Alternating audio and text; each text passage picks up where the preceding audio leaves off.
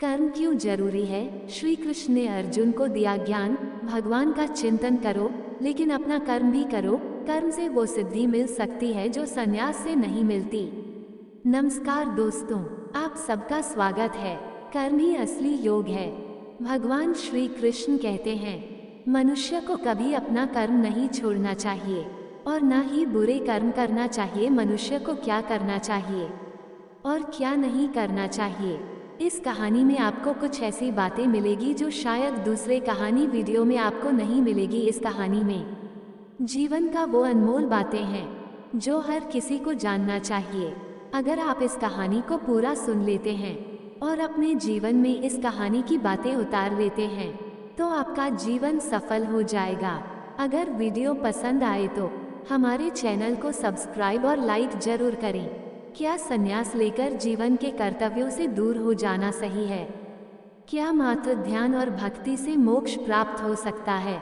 भगवान श्री कृष्ण ने अर्जुन को गीता में एक गूढ़ रहस्य बताया। कर्म ही असली योग है।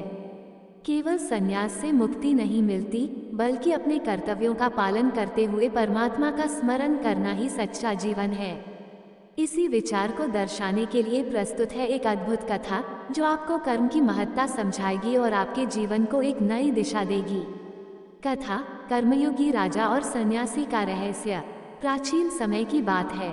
चंद्रगुप्त नाम का एक महान राजा था जो न्यायप्रिय, बुद्धिमान और प्रजा का पालन करने वाला था।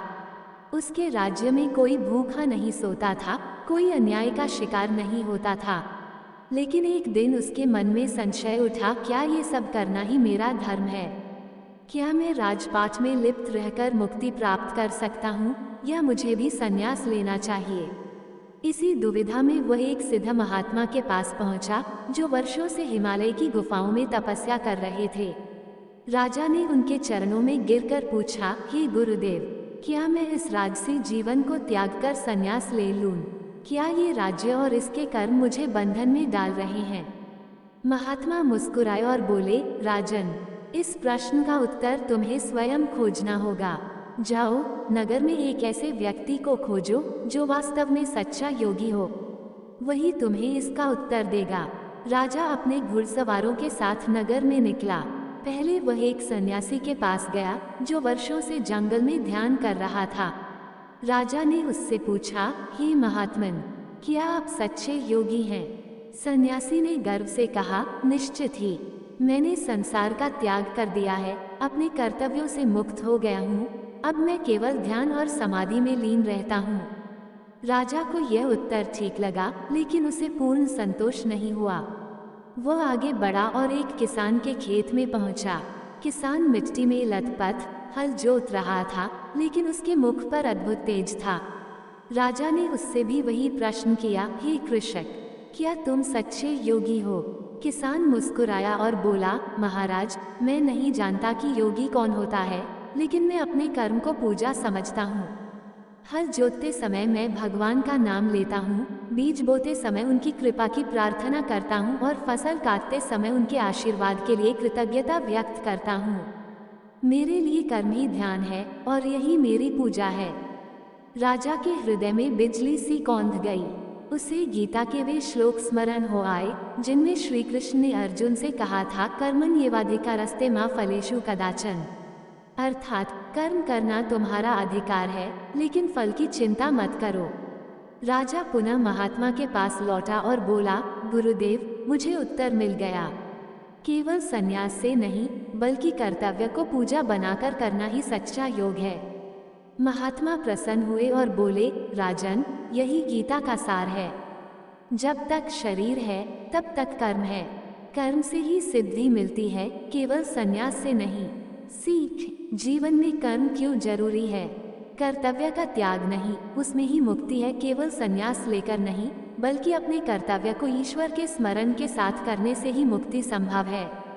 कर्म ही सच्ची साधना है। ध्यान और भक्ति महत्वपूर्ण है, लेकिन जब कर्म ईश्वर को समर्पित हो तो वही सच्ची साधना बन जाता है। फल की चिंता छोड़ो, कर्म करो। गीता का सबसे महत्वपूर्ण संदेश यही है कि फल की चिंता किए बिना अपना कर्म करना ही श्रेष्ठ है। इस कथा से हमें ये समझ में आता है कि संन्यास केवल बाहरी वस्त्र बदलने से नहीं होता, बल्कि अपने कर्म को ही पूजा बना देना सच्ची साधना है। इसलिए भगवान श्री कृष्ण ने अर्जुन को उपदेश दिया, युद्ध से भागो मत, कर्म करो, क्योंकि कर्म ही असली योग है। श्री कृष्ण का ज्ञान, कर्म ही सच्चा धर्म है। राजा चंद्रगुप्त को जैसे ही यह ज्ञान प्राप्त हुआ कि केवल संन्यास से नहीं, बल्कि कर्म करते हुए ईश्वर का स्मरण करना ही सच्चा योग है, उसका हृदय प्रकाशमान हो उठा। लेकिन फिर भी उसके मन में एक शंका शेष थी, क्या हर कर्म शुभ होता है? क्या कोई भी कर्म कर लेने से मुक्ति मिल सकती है? राजा ने सोचा कि इस रहस्य को समझने के लिए उसे स्वयं भगवान श्री कृष्ण के उपदेशों को गहराई से जानना होगा। वो अपने गुरु के पास गया और प्रार्थना की, गुरुदेव, आपने मुझे कर्म का महत्व समझाया, लेकिन क्या सभी कर्म समान होते हैं? अर्जुन को युद्ध करने का आदेश देकर भगवान श्री कृष्ण ने किस प्रकार कर्म का रहस्य समझाया? गुरु मुस्कुराए और बोले, राजन, ये जानने के लिए तुम्हें कुरुक्षेत्र के उस पवित्र संवाद को स्मरण करना होगा, जहाँ भगवान श्री कृष्ण ने अर्जुन को कर्म का वास्तविक अर्थ समझाया था। सुनो, मैं तुम्हें उस दिव्य उपदेश की कथा सुनाता हूँ। कथा, अर्जुन का संशय और श्री कृष्ण का उत्तर। महाभारत के युद्ध के मैदान में जब दोनों सेनाएं आमने सामने खड़ी थीं, तब अर्जुन का मन कर्तव्य और मोह के बीच उलझ गया। उसने अपने ही परिवार के सदस्यों, गुरुजनों और संबंधियों को अपने समक्ष देखा और उसका हृदय द्रवित हो उठा। वह कांपते हुए बोला, हे माधव, मैं इन अपनों के विरुद्ध युद्ध नहीं कर सकता, यह अधर्म है। मैं संन्यास लेकर इस संसार को त्याग देना चाहता हूँ। क्या यही धर्म नहीं होगा? श्री कृष्ण मुस्कुराए और अर्जुन से कहा, हे पार्थ, तुम जो संन्यास की बात कर रहे हो वह मोह है, धर्म नहीं। कर्तव्य से पलायन संन्यास नहीं है, बल्कि अपने कर्म को ईश्वर के लिए करना ही सच्चा संन्यास है। अर्जुन चकित होकर बोला, लेकिन हे केशव, यदि कर्म करना ही श्रेष्ठ है, तो फिर योग और ज्ञान का क्या स्थान है? श्री कृष्ण ने उत्तर दिया, सभी योगों में श्रेष्ठ योग कर्मयोग है। ज्ञानयोग और भक्ति भी महान है, लेकिन जो व्यक्ति बिना किसी फल की इच्छा के अपना कर्तव्य करता है, वही सच्चा योगी होता है। तब अर्जुन ने पूछा, हे कृष्ण, लेकिन यदि मैं युद्ध करूं तो ये हिंसा होगी, क्या हिंसा भी धर्म हो सकती है? श्री कृष्ण ने गीता का एक गूढ़ रहस्य उजागर करते हुए कहा, हे अर्जुन, ये संसार नित्य परिवर्तनशील है, शरीर नश्वर है, आत्मा अमर। यदि तुम ये सोचकर अपने कर्तव्य से विमुख होते हो कि तुम्हारे तीरों से इनका अंत हो जाएगा, तो ये तुम्हारा भ्रम है। आत्मा को कोई नष्ट नहीं कर सकता। जो जन्मा है उसका अंत निश्चित है, और जो मरा है उसका पुनर्जन्म भी निश्चित है। इसलिए हे धनंजय, तुम्हारा कर्तव्य धर्म की रक्षा करना है। यदि तुम धर्म की रक्षा के लिए युद्ध नहीं करोगे तो ये तुम्हारा सबसे बड़ा अधर्म होगा। युद्ध से भागना अधर्म होगा, क्योंकि तब अधर्म का बोलबाला होगा। धर्म की रक्षा के लिए किया गया कर्म ही सच्चा कर्म है। अर्जुन अब भी संशय में था। उसने पूछा, तो क्या मैं केवल युद्ध करने के लिए जन्मा हूँ? क्या मेरा कोई और उद्देश्य नहीं? तब श्री कृष्ण ने कहा, नहीं हे पार्थ, तुम्हारा उद्देश्य केवल युद्ध नहीं है। तुम्हारा उद्देश्य ये समझना है कि कर्म को फल की आसक्ति से मुक्त होकर कैसे किया जाए। यदि तुम बिना किसी स्वार्थ के केवल कर्तव्य के लिए युद्ध करोगे तो वह कर्म बंधन में नहीं डालेगा, बल्कि तुम्हें मुक्त करेगा। हे अर्जुन, यदि कोई मनुष्य अपने कर्म को केवल ईश्वर को समर्पित करके करता है तो वह इस संसार के बंधन से मुक्त हो जाता है। कर्म करना ही जीवन का धर्म है, लेकिन वह कर्म निष्काम होना चाहिए। कर्मण्येवाधिकारस्ते मा फलेषु कदाचन, अर्थात कर्म करना तुम्हारा अधिकार है, लेकिन फल की चिंता मत करो। अर्जुन का भ्रम अब समाप्त हो चुका था। उसने श्री कृष्ण को प्रणाम किया और कहा, हे माधव, अब मैं समझ गया कि कर्म ही सच्चा धर्म है। अब मैं संन्यास नहीं लूंगा, बल्कि अपने कर्तव्य का पालन करूंगा। कथा से सीख, क्यों जरूरी है कर्म? कर्तव्य से भागना संन्यास नहीं, बल्कि मोह है। संन्यास का अर्थ कर्तव्य से भागना नहीं, बल्कि उसे बिना आसक्ति के निभाना है।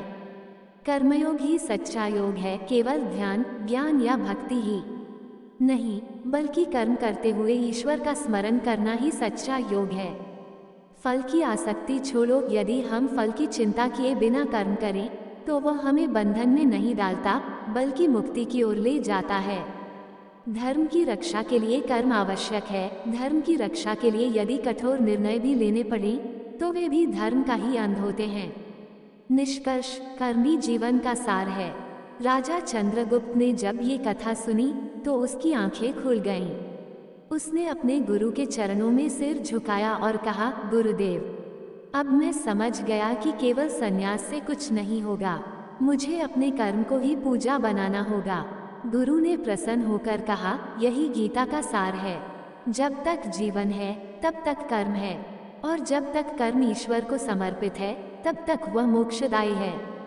राजा चंद्रगुप्त पुनः अपने राजधर्म में प्रवृत्त हो गया, लेकिन अब वह हर कार्य भगवान को अर्पित करके करता था। वह न अब फल की चिंता करता था, न ही मोह से ग्रस्त होता था। कर्म ही योग है, कर्म ही धर्म है, और कर्म ही जीवन का वास्तविक उद्देश्य है। कौन सा कर्म वर्जित है? भगवान श्री कृष्ण ने गीता में अर्जुन को कर्म का रहस्य समझाया, लेकिन केवल कर्म करने की शिक्षा ही नहीं दी, बल्कि यह भी बताया कि कौन सा कर्म नहीं करना चाहिए। हर कर्म शुभ नहीं होता। कुछ कर्म ऐसे होते हैं जो आत्मा को बंधन में डालते हैं, अधर्म को बढ़ावा देते हैं और अंततः व्यक्ति को पतन की ओर ले जाते हैं। इसी विचार को समझाने के लिए प्रस्तुत है एक अद्भुत कथा, जो आपको बताएगी कि श्री कृष्ण ने अर्जुन को कौन से कर्म से बचने की सलाह दी थी। कथा, राजा विक्रम और लोभ का जाल। बहुत समय पहले की बात है। विक्रम नाम का एक प्रतापी राजा था। वह न्यायप्रिय और धर्मपरायण था, लेकिन उसमें एक दुर्बलता थी। वह अधिक से अधिक संपत्ति और यश अर्जित करना चाहता था। एक दिन उसके दरबार में एक तांत्रिक आया और बोला, महाराज, मैं आपके राज्य को अपार धन और वैभव से भर सकता हूँ, लेकिन इसके लिए आपको केवल एक छोटा सा कर्म करना होगा। राजा ने पूछा, क्या करना होगा? तांत्रिक ने मुस्कुराते हुए कहा, आपको अपनी सेना से पड़ोसी राज्य पर आक्रमण करवा देना चाहिए। वहाँ अपार धन और बहुमूल्य रत्न हैं। यदि आप उस राज्य को जीत लेंगे तो आपकी समृद्धि 4 गुना बढ़ जाएगी। राजा लोभ में आ गया। उसने कहा, लेकिन वो राज्य हमारा शत्रु नहीं है। वहाँ के राजा ने कभी हमारा अहित नहीं किया।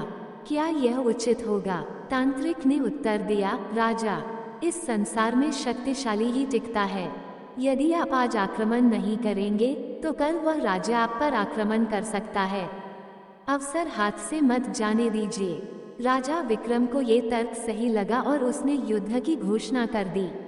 लेकिन तभी उसकी पत्नी, जो बहुत बुद्धिमान थी, बोली, महाराज, ये युद्ध अन्याय होगा। बिना कारण किसी पर आक्रमण करना अधर्म है। ये लोभ का कर्म है और लोभ कभी शुभ नहीं होता। राजा दुविधा में पड़ गया। तभी उसने सोचा कि इस विषय पर किसी ऋषि से मार्गदर्शन लेना चाहिए। वह अपने गुरु के पास पहुंचा और अपनी योजना बताई। गुरु ने मुस्कुराकर पूछा, राजन, क्या तुमने भगवद गीता पढ़ी है? राजा ने सिर झुका लिया, हाँ गुरुदेव, लेकिन मैंने उसमें यह नहीं पढ़ा कि कौन सा कर्म नहीं करना चाहिए।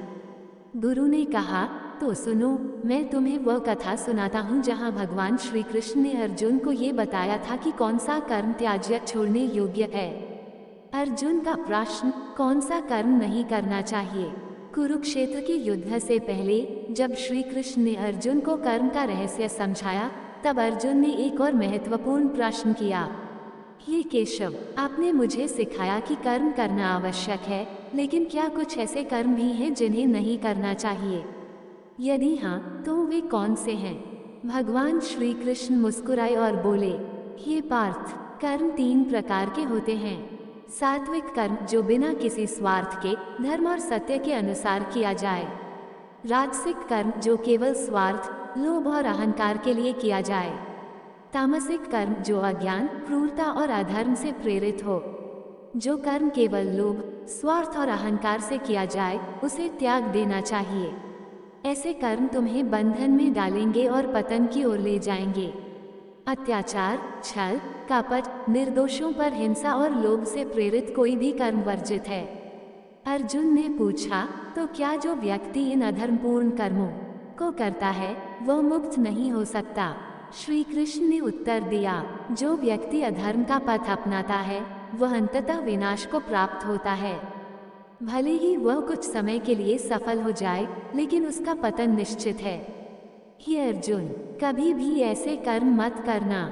लोभ से प्रेरित कार्य केवल धन या संपत्ति के लिए किए गए अधर्मपूर्ण कार्य विनाशकारी होते हैं। अहंकार से किया गया कर्म, यदि कोई व्यक्ति केवल अपना नाम और कीर्ति बढ़ाने के लिए कार्य करता है तो वह भी पतन की ओर जाता है।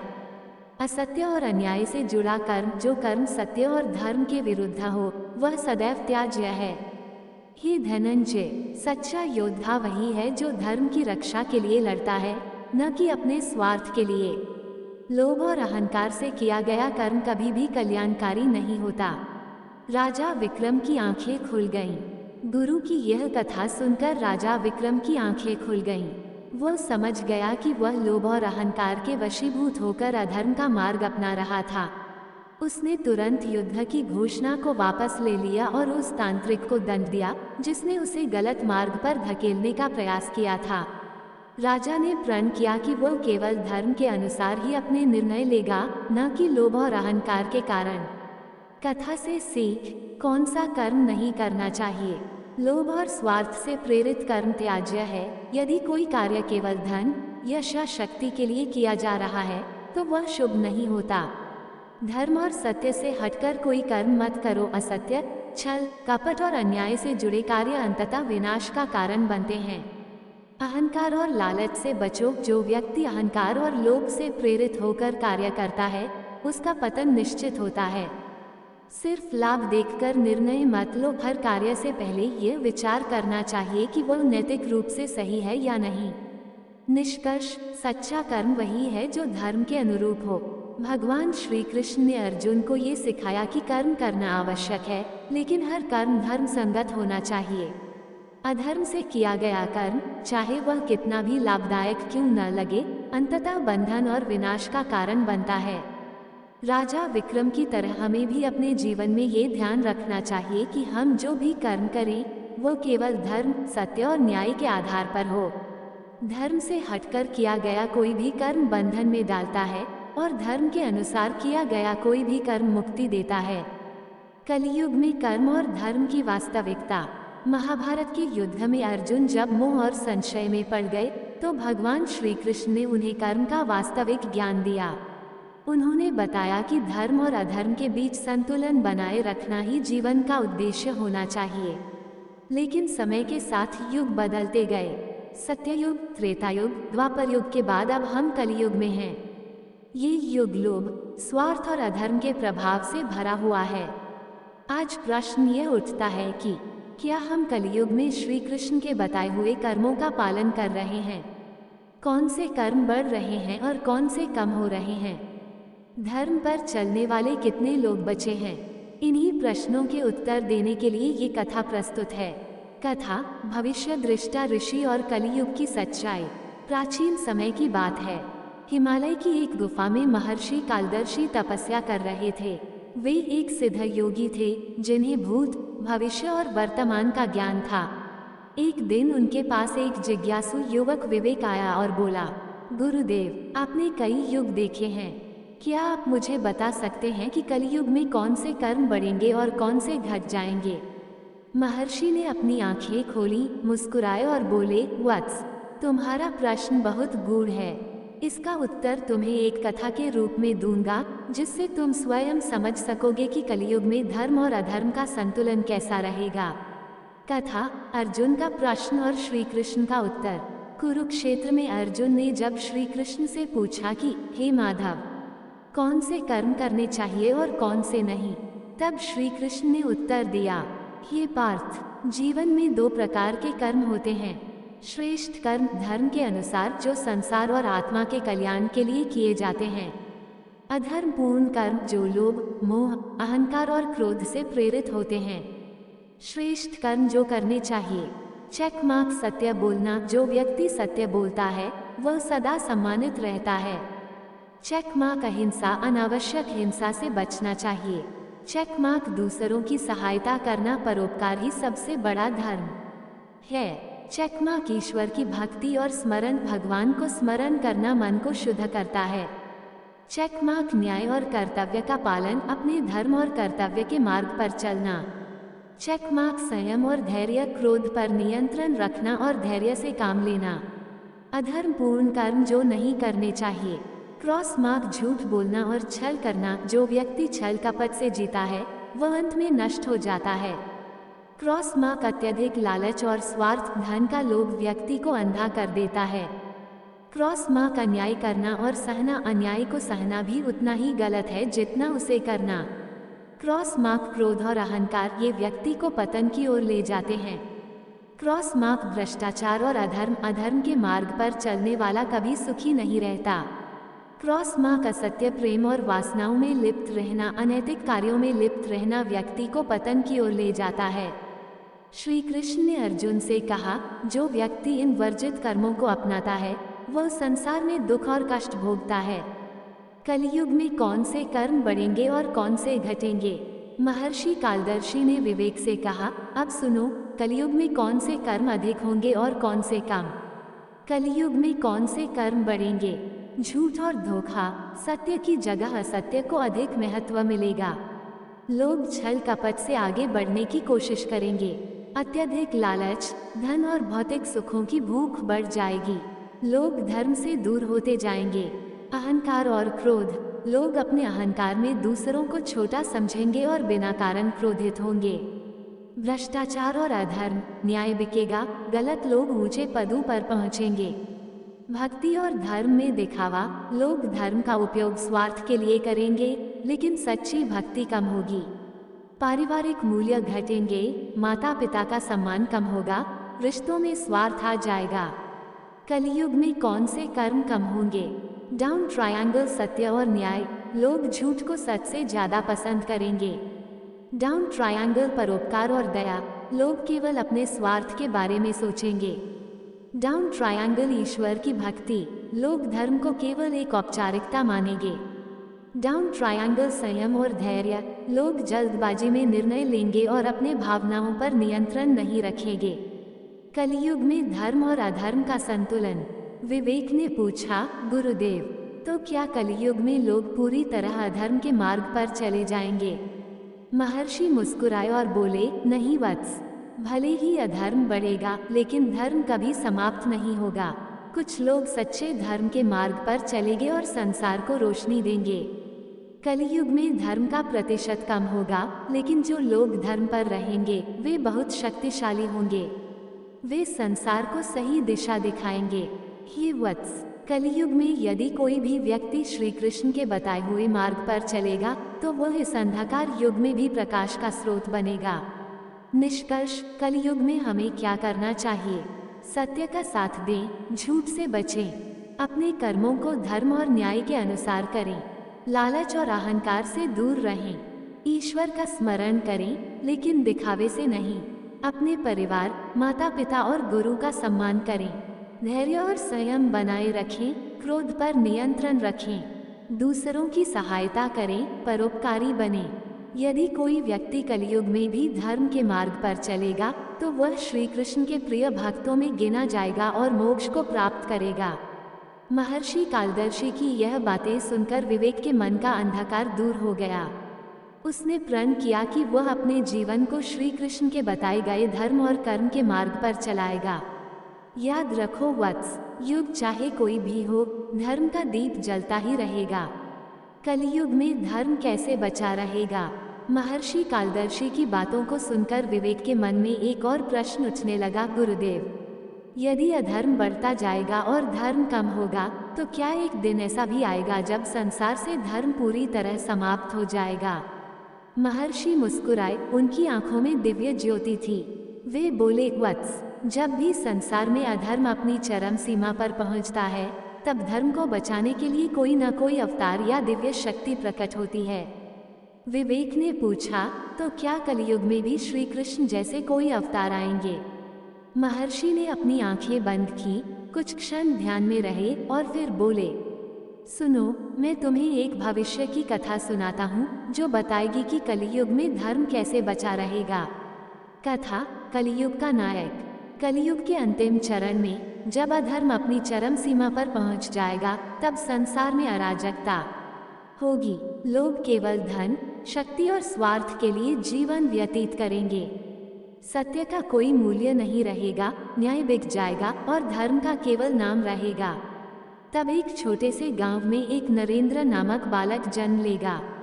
यह बालक बचपन से ही अन्य बच्चों से अलग होगा। जहां बाकी बच्चे खेलकूद और लोभ में पड़ेंगे, वहीं नरेंद्र शांति, ध्यान और ईश्वर के विचारों में खोया रहेगा। नरेंद्र का ज्ञान और ईश्वर से प्रश्न। एक दिन नरेंद्र ने अपने गुरु से पूछा, गुरुदेव, मैं देख रहा हूँ कि संसार में हर जगह अधर्म फैला हुआ है।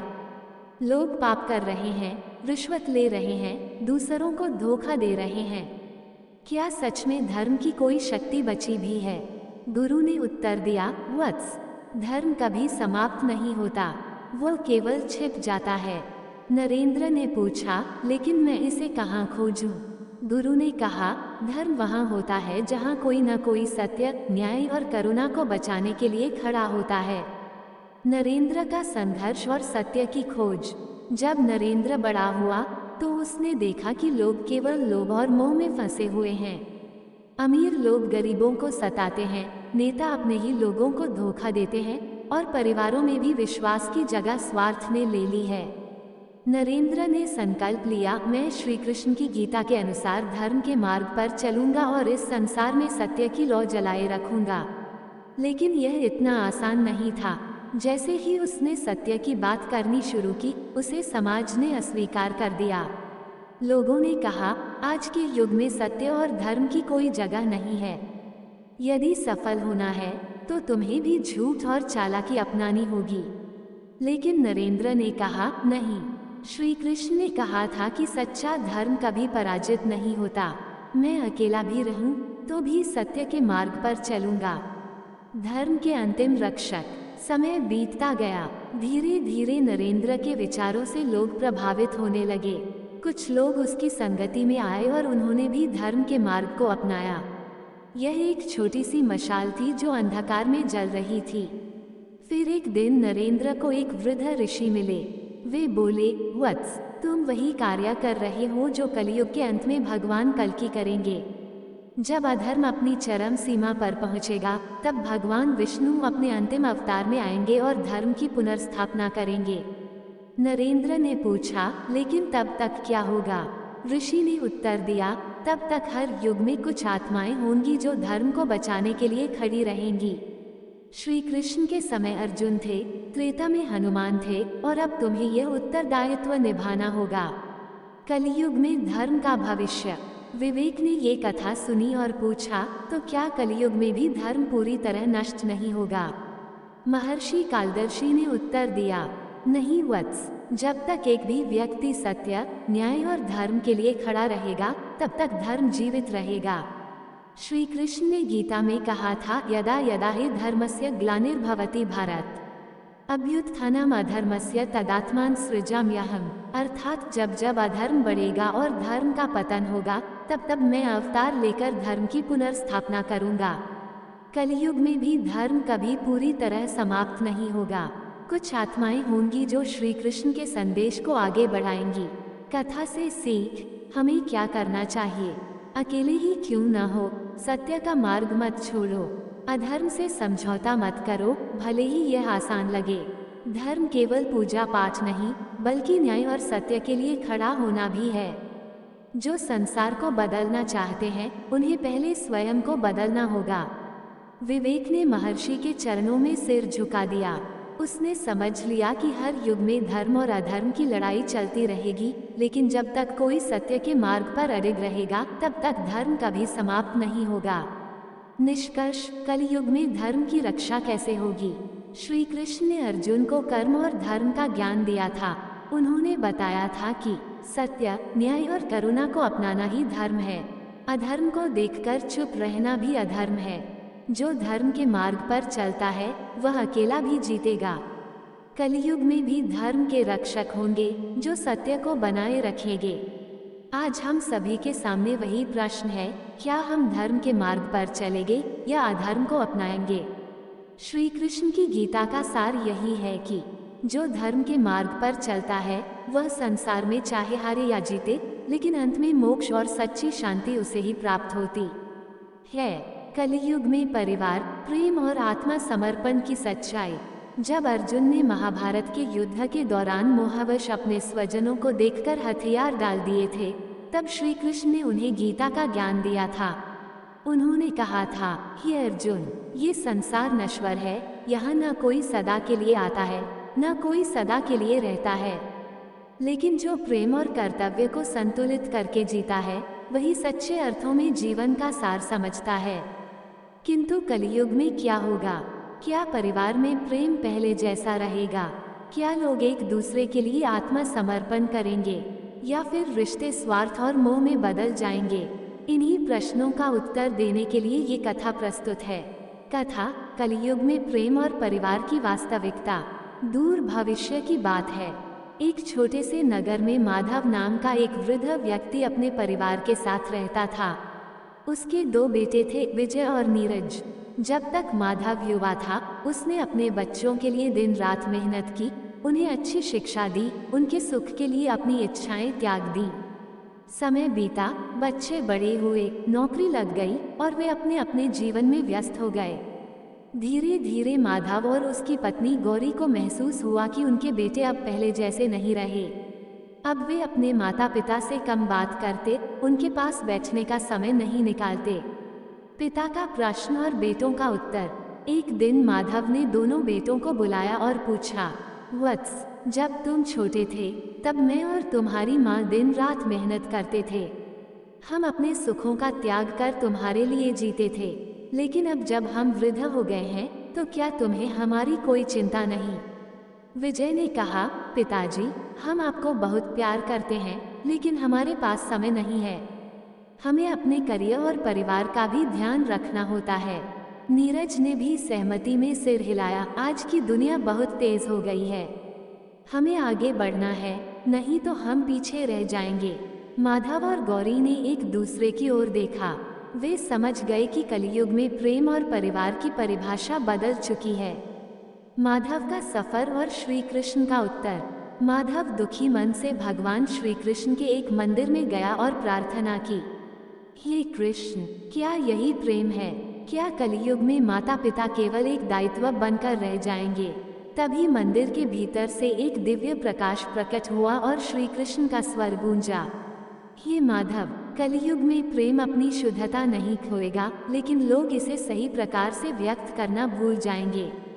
माधव ने पूछा, प्रभु, क्या इसका कोई समाधान नहीं है? श्री कृष्ण बोले, हे भक्त, प्रेम का मूल स्वार्थ में नहीं, आत्मसमर्पण में है। लेकिन कलियुग में लोग प्रेम को केवल शब्दों में व्यक्त करेंगे, कर्मों में नहीं। जो व्यक्ति केवल लेने की सोचता है और देने को त्याग समझता है, वह प्रेम का वास्तविक अर्थ कभी नहीं समझ सकता।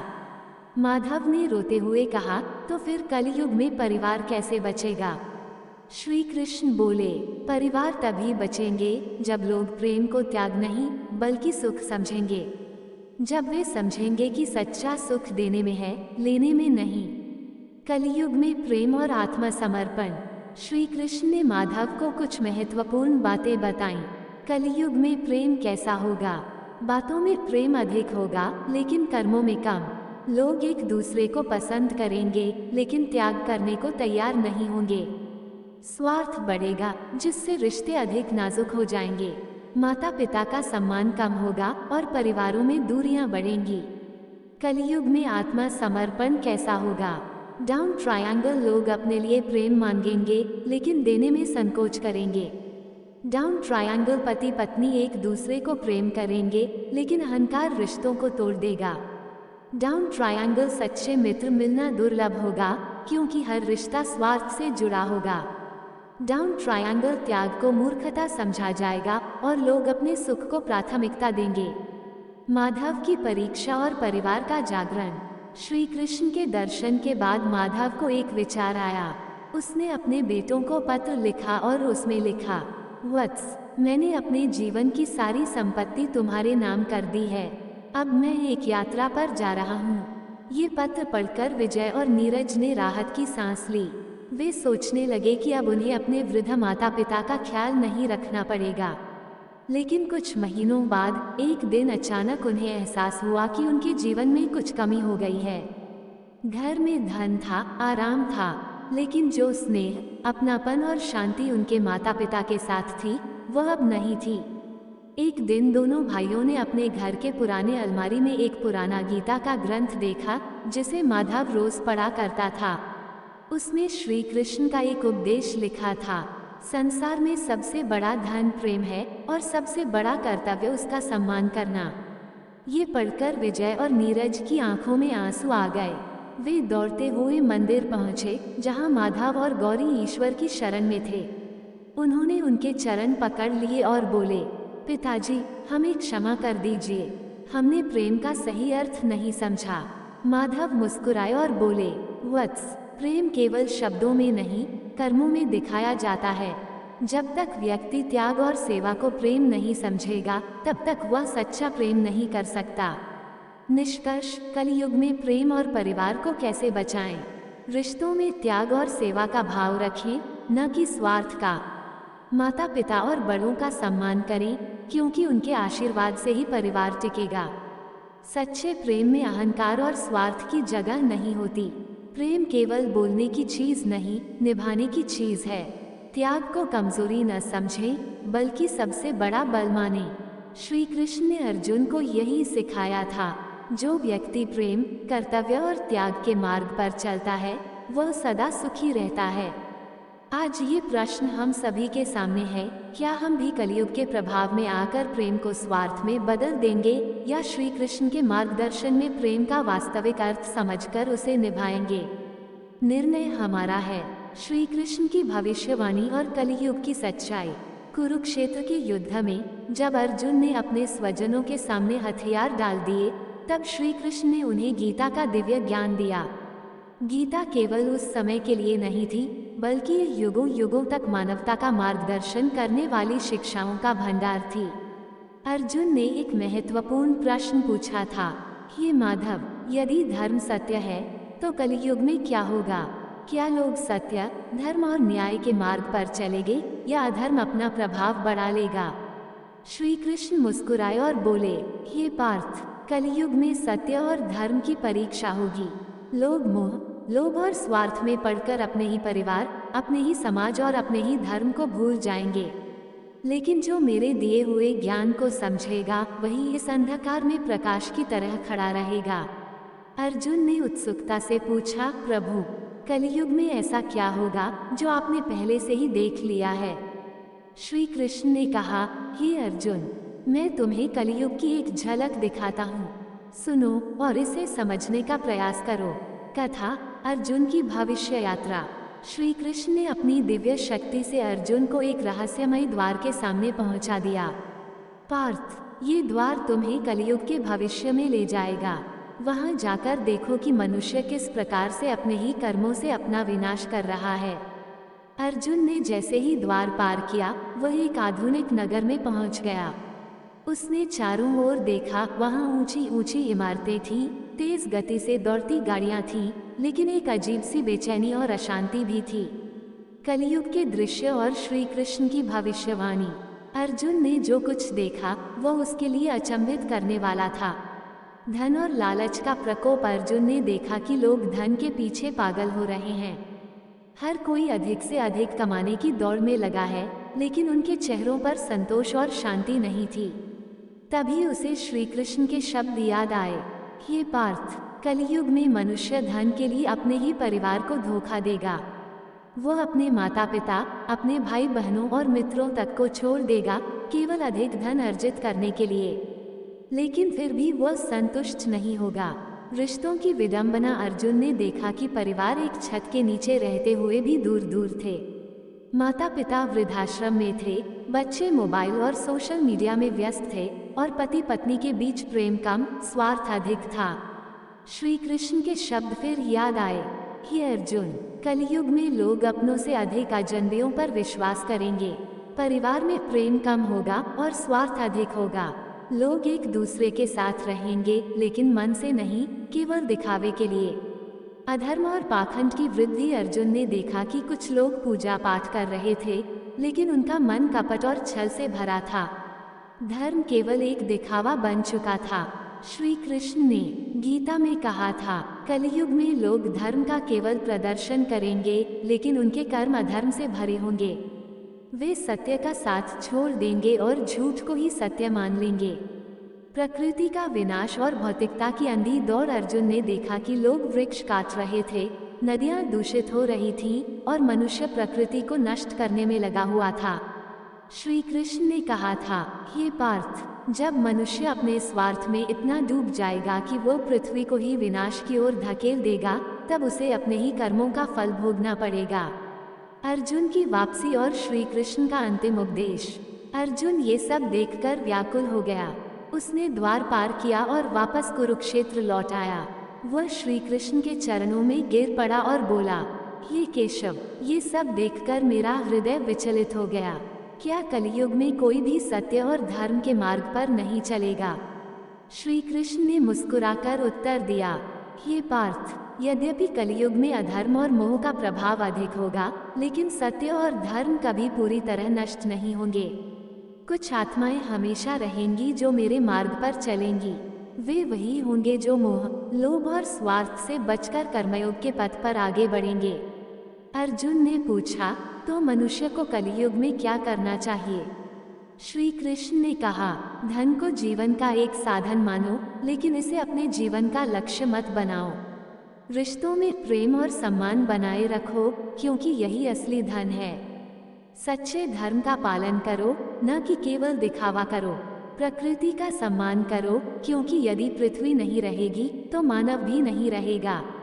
अधर्म के विरुद्ध खड़े हो जाओ, चाहे तुम अकेले ही क्यों न रह जाओ। निष्कर्ष, कलयुग में श्री कृष्ण का संदेश। आज हम सभी कलयुग में जी रहे हैं, और जो कुछ श्री कृष्ण ने अर्जुन से कहा था वह सत्य होता जा रहा है। धन का लोभ बढ़ गया है, रिश्तों में स्वार्थ आ गया है, धर्म का केवल दिखावा बचा है, प्रकृति का विनाश हो रहा है। लेकिन श्री कृष्ण का संदेश यही है कि यदि कुछ आत्माएं भी सत्य और धर्म के मार्ग पर चलेंगी, तो ये संसार कभी पूरी तरह अंधकार में नहीं डूबेगा। अब निर्णय हमारा है, क्या हम भी कलयुग की अंधी दौड़ में शामिल होंगे, या श्री कृष्ण के ज्ञान से प्रेरणा लेकर सत्य, धर्म और प्रेम के मार्ग पर चलेंगे। श्री कृष्ण की अंतिम भविष्यवाणी और कलयुग का अंत। कुरुक्षेत्र के युद्ध के दौरान अर्जुन के मन में कई प्रश्न उठ रहे थे। वह न केवल युद्ध की नीति, धर्म और कर्मयोग को समझना चाहता था, बल्कि उसे ये भी जिज्ञासा थी कि आगे आने वाले युगों में क्या होगा। अर्जुन ने श्री कृष्ण से पूछा, हे माधव, जब कलयुग अपने चरम पर पहुंच जाएगा, तब संसार की स्थिति क्या होगी? क्या धर्म और सत्य पूरी तरह नष्ट हो जाएंगे? और यदि ऐसा होगा, तो इस विनाश का अंत कैसे होगा? श्री कृष्ण ने गंभीर होकर उत्तर दिया, हे पार्थ, एक समय आएगा जब अधर्म अपनी चरम सीमा पर होगा। मनुष्य अपने स्वार्थ में इतना डूब जाएगा कि वह सत्य, प्रेम और धर्म को पूरी तरह भूल जाएगा। कलयुग का अंत अनिवार्य है, और उस समय जो होगा उसे सुनो। कथा, कलयुग के अंत की भविष्यवाणी। श्री कृष्ण ने अपनी दिव्य दृष्टि से अर्जुन को कलयुग के अंतिम समय का दृश्य दिखाया। अर्जुन ने देखा कि अधर्म का साम्राज्य होगा, सत्य बोलने वाले लोगों को मूर्ख समझा जाएगा, धर्म का पालन करने वालों को तिरस्कार मिलेगा और अधर्मियों की सत्ता होगी। रिश्तों में छल और स्वार्थ होगा, परिवारों में प्रेम नहीं रहेगा। पुत्र अपने माता पिता को वृद्धाश्रम में भेज देंगे, भाई भाई से बैर रखेगा और पति पत्नी के बीच स्नेह नहीं रहेगा। प्रकृति का विनाश होगा, नदियां सूख जाएंगी, वनों का नाश होगा और पृथ्वी की कोख से उगने वाला अन्न भी विषैला हो जाएगा। मनुष्य अपने ही कर्मों से अपनी दुनिया को नष्ट कर देगा। धन ही सब कुछ बन जाएगा। लोग केवल धन, भौतिक सुख और सत्ता के लिए जिएंगे। लोभ इतना बढ़ जाएगा कि न्याय खरीदा बेचा जाएगा और सच्चाई का कोई मूल्य नहीं रहेगा।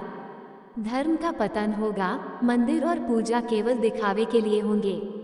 लोग भगवान का नाम लेंगे, लेकिन उनके हृदय में श्रद्धा नहीं होगी। अर्जुन ये सब देखकर विचलित हो गया। उसने श्री कृष्ण से पूछा, हे माधव, यदि यह सब होना ही है तो इसका अंत कैसे होगा? क्या संसार हमेशा के लिए अंधकार में डूब जाएगा?